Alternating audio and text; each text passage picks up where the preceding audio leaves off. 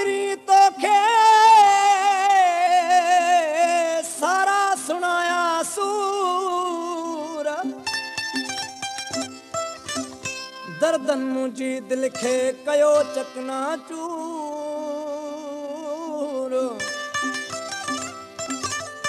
आहे गोधल मजबूर कर काबा जबरे ते।